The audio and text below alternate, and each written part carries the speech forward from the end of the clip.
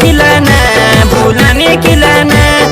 गोरी मुखड़ी देखने खिलाना गोरी मुखड़ी देखने खिलाना होता जो मेरी घर वाली रिसागर होता जो मेरी घर वाली रिसागर रंगीली पिछड़ी और साड़ी मलायूं फूट की चंवरी धनब मोलायूं रंगीली पिछड़ी और साड़ी मलायूं फूट की चंवरी धनब मोलायूं होता जो मेरी